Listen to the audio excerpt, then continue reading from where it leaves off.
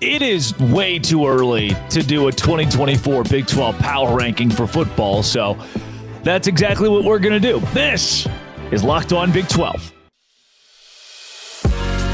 You are Locked On Big 12, your daily podcast on the Big 12 Conference, part of the Locked On Podcast Network, your team every day. Happy Thursday, everybody. Welcome into Locked On Big 12. I'm Drake Toll from ESPN Central Texas. Thank you for making Locked On Big 12 your first listen every single day. No one man should have all that power. Rankings. Let's get into it. Number one in our way too early Big 12 power rankings, it is Utah. By the way, big shout out to KSLSports.com for building a power ranking that I looked at first. I did a lot of research for this, and by a lot of research, I mean there's a caveat. Despite the research, there's one thing I learned when looking at transfer portal rankings, recruiting rankings, looking at who's coming back for these teams, which still could change in the spring. I learned one thing, and that, well, multiple things, but the prevalent one is that this is going to change. But as of right now, I'm siding with defense and some offense. With Cam Rising coming back to Utah, I believe they are the deadliest team in the Big 12 because the prominence they had in the Pac-12 for so long. I'm going to side with the best team in the Pac-12 over the course of the last 3 years from a median standpoint. Give me Utah. They have been, the top dog in the Pac-12 2 of the last 3 years. I think they are in a good spot right now. Sorry, BYU fans. And number two, Kansas. And you are shocked. I know you're shocked that Kansas, lowly Kansas, the Jayhawks, right? That doesn't roll off the tongue, but Kansas has notable games next year, like UNLV, they're going to win. Iowa State at home, I think Iowa State's good, but they get them at home. Kansas State on the road is going to be tough, but I don't know what Kansas State's going to look like. And Kansas has a lot of really good returning talent. Jalen Daniels being at the forefront of that. Who has the best quarterback in the Big 12? Well, Jalen Daniels is the preseason all Big 12 quarterback this year. No reason he won't be next year because he's back. And I think that's got to mean something. Kansas at number 2, Kobe Bryant also returning to the Jayhawks. They are at 2. 3, Arizona. I think 3 might be a little low. Some people are shocked that Arizona is not higher than 3. And many of the way too early Big 12 power rankings that I've seen have had Arizona at number 1. Jed Fish is building something awesome. And the defense was good. 21 points per game for their opponents. I'm going to side with Arizona in the top 3 because what they have coming back with Noah Fafita, T-Mac at wide receiver. They put up 448 yards, a top 20 offense in the nation, 35 points per game. Arizona beat Oklahoma, but they wouldn't tell you, it's a different Oklahoma team. Their transfer portal rankings right now aren't desirable, the 13th in the Big 12. They don't need to be. They don't need a lot of the positive attrition we talk about with teams like Kansas State who are exiting so many guys. I got Arizona at 3. Number 4, another team that's bringing a lot back and that I think is gaining momentum. Now, I could be trusting the climb too much, but it's West Virginia. The West Virginia Mountaineers 9-4 this season, 6-3 in the Big 12. Next year, they get Penn State at home. They go to Arizona and Kansas at home. Another schedule that's favorable enough for them to win. And Neil Brown has some momentum. You all saw the mayonnaise bath that he got at the Duke's Mayo Bowl. I'm going to buy it. I'm going to trust the climb next year for West Virginia and have them in my top 5. Notice you haven't seen Oklahoma State yet. I'll get to that later. Number 5, Iowa State. Rocco Becht, one of the best returning quarterbacks, maybe a top 5 returning quarterback in the Big 12. You talk about guys who played in the league last year. Transfer portal is going to change that possibly. But I got Iowa State at 5 because talk about trusting coaches, trusting the climb. With the amount of people they're going to bring back, Iowa State, who doesn't need a lot of the positive attrition, who has built a good culture, who only has 2 recruits out of the transfer portal as of right now, and I don't think it's a bad thing. I've got them in my top 5. I'm a believer in Iowa State next season. At number 6, Kansas State. I had them originally, can I tell you this? I had them originally at number 2 in my way too early Big 12 power ranking. Yep. I had to move them down because they lost a lot in the portal. And again, I'm going to use that word again, that phrase, positive attrition. I don't think they are in a way worse place because of the portal. However, I don't know yet. I don't know how they're going to recollect, whether it's this portal round or the one in the spring. So as of now, I'm going to leave them at 6, temper my expectations a bit because I just don't know. The question mark's too big to put them in the top 3 or the top 5. At number 7, Oklahoma State. Tar me, feather me. This is about expectations. When Oklahoma State is supposed to be bad, Mike Gundy is good. I had them at 9-3 this past season. Oklahoma State did that. When Oklahoma State is supposed to be good, so many times you've seen them fall flat on their face. We see Mike Gundy underperform in big moments where he is expected to win. But when he's supposed to lose, when he's just supposed to be okay, that's when he's at his best.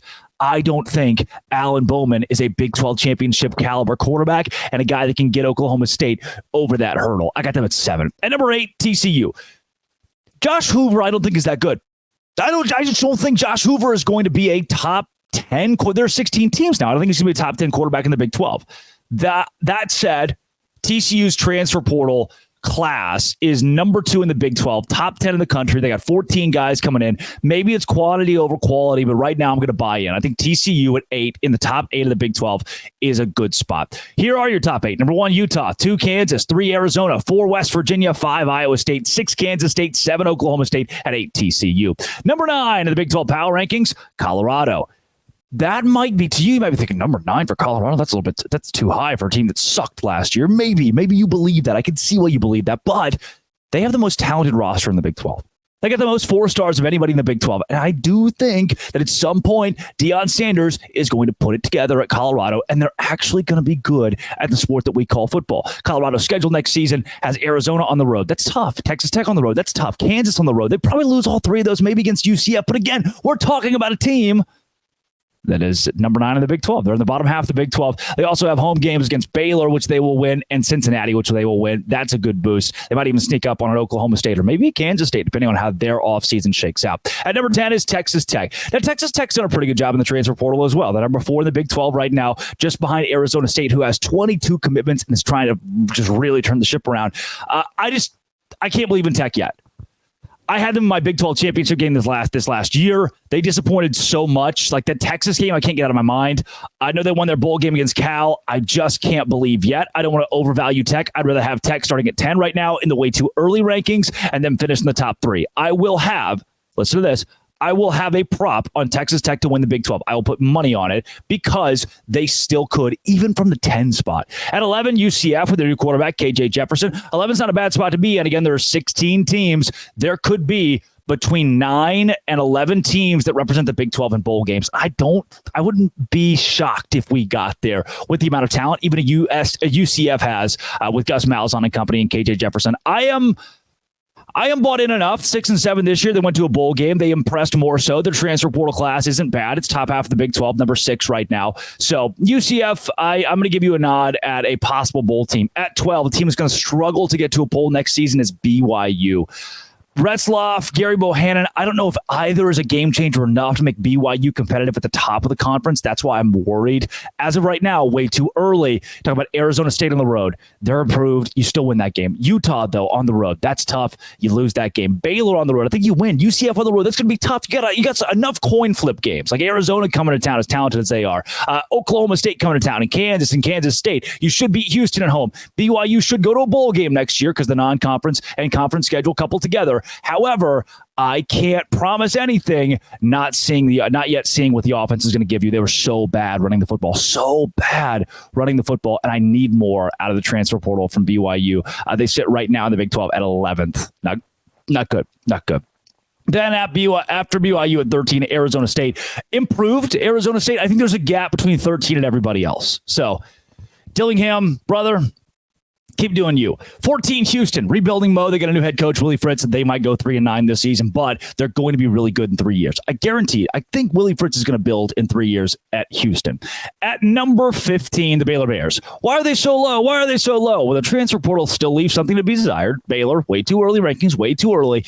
Only 6 commits. They're 8th in the Big 12. They're past the top 35 in the country. Remember, last year, Baylor had the 23rd best recruiting class in the transfer portal in America and used it to go 3-9. I can't believe in Dave Arena and be someone who's bought in until he wins. And 3 out of 4 years at Baylor, he has not done that. 16, Cincinnati, they are doing fine in the transfer portal. Cincinnati's at 7th in the Big 12. 15 guys brought in. They're trying to do a little roster overhaul. However, they're still not very good.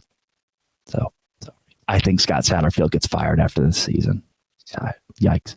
Number 1, Utah. Number 2, Kansas. 3, Arizona. 4, West Virginia. 5, Iowa State. 6, Kansas State. 7, Oklahoma State. And 8, TCU. That's the top half of the Big 12. Number 9, Colorado. 10, Texas Tech. 11, UCF. 12, BYU. 13, Arizona State. 14, Houston. 15, Baylor. And 16, Cincinnati. Last night, big night. College basketball. Big 12 basketball. Let's talk about it on Locked On Big 12. Part of the Locked On Podcast Network. Your team every day.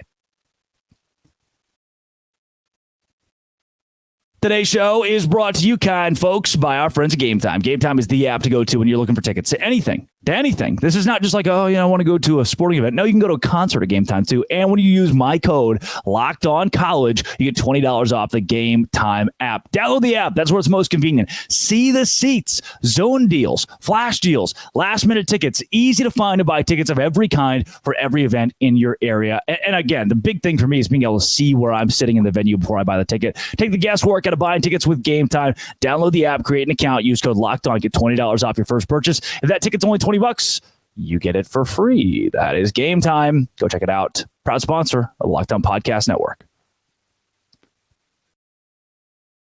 Kansas basketball falls to UCF on the road. This whole league is good. 12 of the 14 teams in this league will get to the end of the season and make a case to be an NCAA tournament team. It has become absurd how deep the Big 12 is. It's not just, there are 7 good teams or half the league is good. There are 10 teams. 12 teams that can build a resume that makes sense for March. Let's start with Kansas and the UCF game. Kansas is killing UCF to the point where in the first half, it was my brother's birthday yesterday. I was like, I'll turn this one off. I'll stop paying attention. Kansas routes him. I tweeted out, they're giving away free money, and it's Kansas minus 6.5. The Jayhawks lose 65-60. That's no slight to UCF, but also it's kind of a slight to UCF. You're playing Kansas, who is the inferior team on paper beforehand. Obviously, it was UCF, who was playing at 9-4 against number 3 team in the country, and Hunter Dickinson and Kevin McCullough, and Kansas has 3 of the best players in the conference. They have a player who leads points, rebounds, and assists, and UCF didn't just win. They dominated the second half, 36-23, ended the first half on a solid run, on a salty run, and they were better than Kansas. Inside and bullying the Kansas Jayhawks, getting fouled. And look, these fouls, this is maybe the only time I'll ever say it in Big 12 play, most of them were actual fouls. And I don't think that Kansas was called for every time they did foul you. There were a couple times I was like, that was a bit of a hack there on Kansas. And how do I, this is the first time you're getting to meet me in the wake of a Kansas loss. How do I address this? Because guess what? If you're a Kansas fan, plug your ears. 13 of the 14 teams in the Big 12 don't like Kansas, and they get really happy when Kansas loses. That is what you've earned when you're the best team in the Big 12. When you are the historic powerhouse, when you're the team that's dominated the last 2 decades, you've won the most Big 12 championships, you are hated by everybody else. So as the rest of the conference dances on your grave, I don't know if I'm dancing. I'm just a little bit more stunned than anything else at the way that Kansas fell apart. Now, Robbie Triano, friend of the show, tweeted it out, and I think it's a great point. About this time, most years, it feels like Game 3, Game 4, Big 12 play. Somewhere in that window, Kansas loses, and we think, this is the year. Kansas isn't going to be that good anymore. And maybe they're going to lose another time or two.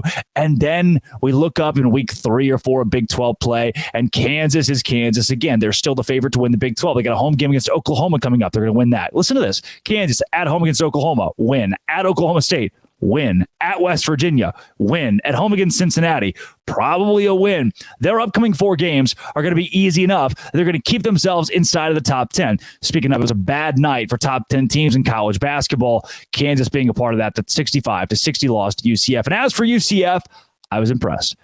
I know I opened this segment with Kansas lost to UCF, but UCF beat Kansas. They did.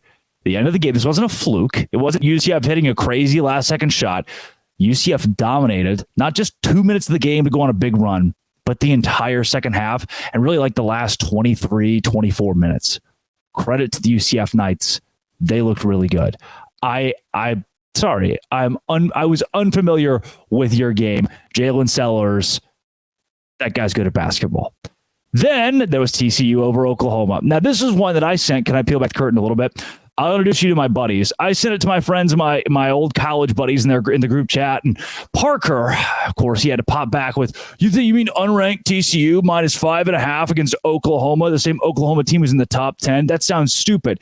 Maybe on paper, but this is the Big 12. While it's an upset, TCU upset a top 10 team. Wasn't really an upset. I had TCU picked in this one. Anybody who knows ball had TCU picked in this one, and I'm still not believing in the Oklahoma Sooners. Oklahoma's best win this season came against Who? USC maybe by 2, right? Iowa's not good. That doesn't look very good. They beat Mississippi Valley State, if you will. They beat Arkansas. That win doesn't look very good. Monmouth, they struggled against. They struggled against the University of Central Arkansas. They beat Iowa State at home. That's probably their marquee win right now. They haven't beaten a top 25 team. I don't know if they've beaten a definitive tournament team either, and yet they're in the top 10 because they have won the games that have been placed in front of them. Then they lose at TCU. Though I think this TCU team is better. This TCU team is better than most people think, and I had them highly rated in my preseason Big 12 standings. That Nevada loss doesn't look good. The Clemson loss is looking worse. But now, after the loss to Kansas, that was good. Like that's as win as you can get in a loss. I think TCU's in a much better spot, and I'm confident that, listen, I'm confident the Horned Frogs will make it to March. 44%. They shot worse than Oklahoma. They shot 1% better from 3, 29%, but they only turned the ball over 7 times. They got out rebounded too. They only turned the ball over 7 times. This was not peak TCU. It wasn't. This was not the best we could see TCU. It's not the best we are going to see TCU this season, yet they still won. They covered 80-71. What a shootout. Just a high-flying shootout. Actually, I really enjoyed watching this game. I did not enjoy watching the Kansas UCF game because it became such a rock fight. It was low scoring. I don't know, man. Like Kansas could never dominate or change pace. UCF just won the game. That's wild. I didn't see that coming. But now 12 teams. Maybe UCF is still the 12th team, but they just beat Kansas. What do we do? Can we get 12 teams in a March? Like, I don't know who to leave out right now except for West Virginia and Oklahoma State, who are going to fire their coaches. Who else do we leave out? Everybody else is good. Maybe Cincinnati, maybe BYU falls off. I don't know. I don't. Coming up, Nick Saban retired. It does something for the Big 12. It does. It does. Trust me on this. You're on Locked On Big 12, part of the Locked On Podcast Network, your team every day.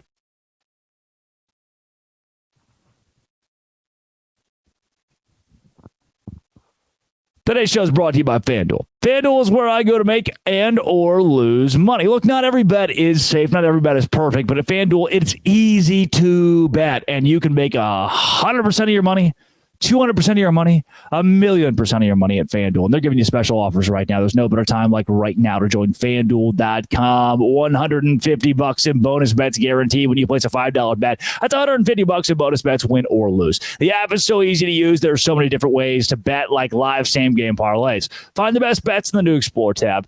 Make a parlay in the Parlay Hub and more. Visit FanDuel.com/locked on to make your first bet a layup. Especially in Big 12 basketball. I made a lot of money off of Big 12 basketball thanks to TCU. I also lost a lot of money on Big 12 basketball thanks to UCF beating Kansas. But you can make money right now at FanDuel.com/locked on. FanDuel is an official sports partner of the NFL.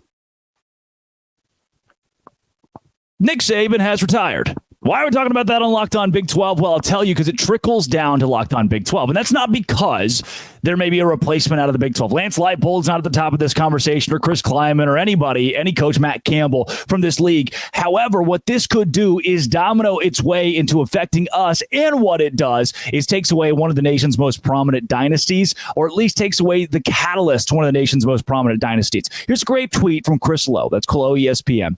One of the greatest runs in college football history is over. That within itself is a boost to any and every, not just Big 12 team, but every team in America. There is one major player year in and year out, the last 15 years in college football. It is Alabama. Who's the best program in the last 15 years? Alabama. Who's the best coach of all time? Nick Saban. It is monumental that a coach of this caliber would retire. It's the biggest retirement maybe of my lifetime. 297 wins, 71 losses, top 5 all time. Guy's got, 6 national championships, has been mowing through those in both Alabama and LSU. That's so stupid impressive. How he has dominated college football. And guess what Nick Saban can't do anymore? Dominate college football. This opens up a path at the very top. We have been talking on this show about how the Big 12 can prosper within its own. How can this team, beat that team, become relevant? How can this team become a Clemson or this team become a Washington? Well, now one of those pieces that was right at the very top of college football that was making it so tough for any Big 12 team or ACC team or even Big 10 team or Pac-12 team to get there, one of those pieces, that key cog, is gone. The cornerstone to dynasties in modern college football is no longer there. With Nick Saban's shocking retirement, by the way, I didn't see this coming. I don't think anybody did. With his retirement, the door is open not just for an SEC team either. With a 12-team expanded college football playoff, there was an even better chance that you were going to face an Alabama. There's an even better chance the Big 12 has 3 teams in there, that one of those is going to have to run up against Alabama, and that might be gone now. If it is, I like our chances a whole lot more. What's more, if Nick Saban retires and Steve Sarkisian takes over and Jim Harbaugh goes to the NFL and Kalen DeBoer goes to Seattle Seahawks, and you look around and you think, oh, shoot, all the college football playoff coaches are gone. What does that change? And then what if Dan Lanning takes the Texas job? What if Dan Lanning takes the Alabama job? And then maybe Steve Sarkisian wants to go back to the Pacific Northwest and goes to Oregon. And I know those are hypothetical things, but this is the biggest domino to fall in college football in the last 2 decades. And I want to prepare you. I want to make sure that you're not shocked when some things of this magnitude do happen that help even the playing field in college football. That is the statement. That is the thesis here. Nick Saban's retirement evens the playing field in college football. It makes things more fair. He had a cheat code at Alabama, and I don't care who I am. I don't know if I'm Dabo Sweeney, if I'm Dan Lanning, if I'm Jimbo Fisher, which would never happen. I don't want to take over for the legend because the expectation is a national championship in year 1 or in year 2 or in year 3 or in year 4. It's an expectation. And even a prominent program like Michigan had not won one since 1997. And whoever is asked to go to Alabama next is going to have to win one right away. That level of pressure, in my opinion, is going to crumble the next coach there.